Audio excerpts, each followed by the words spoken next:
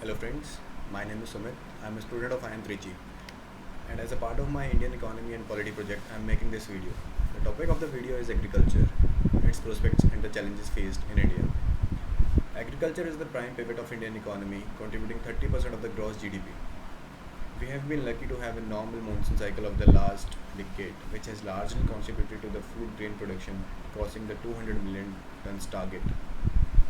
However, the rapid increase in the population level, expected to touch 130 crore marks in the next decade, needs an equally increased production of food grains, and it is being planned to reach 275 million tons in the period.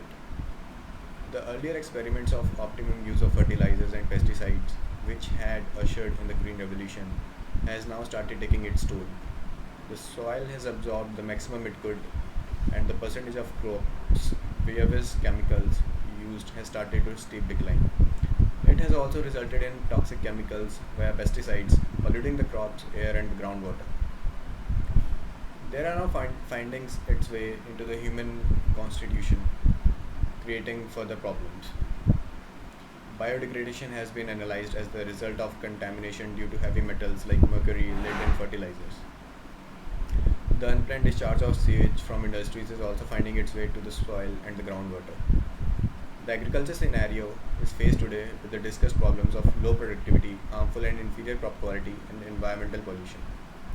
This is the reason that the best efforts of agriculture scientists have failed to increase the productivity in certain crops over the last few decades.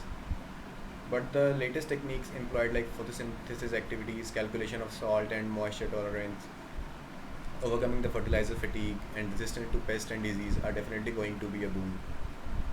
Training is also being imparted in timely removal of weeds and crops residue through surface plowing. Mixed cropping and diversified agriculture is the need of the time.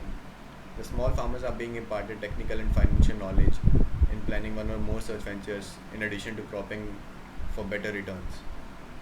On top of that, the farmers will get attractive rent allowances, the land rights. Historically, India has focused on land redistribution from the zamindars to the cultivators, the tenants. In democratic setup as in India, such a step is impossible to execute successively. Hence, the states should focus on better tenants' rights rather than getting into the cumbersome and difficult process of eliminating the zamindars and distributing the land.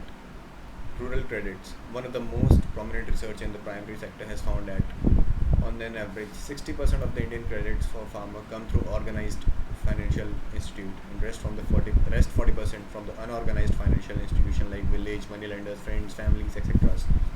The best solution for this problem is complete financial inclusion, not only through banking and priority sectors lending but also through NGOs and commercial food processors, etc. In conclusion, although the best and the possible, the long-term remedy for agriculture sector as well as the jobless growth would be emphasis on the growth of manufacturing sectors as it is the labor extensive sector and will absorb the surplus labor for the agriculture sector. The proper utilization of agriculture produced by state agencies will also ensure that there are no starvation to deaths in the country even as millions of tons of food grains rots away in the state storage. This is the need of the hour and it should help the agriculture of India in the coming decade.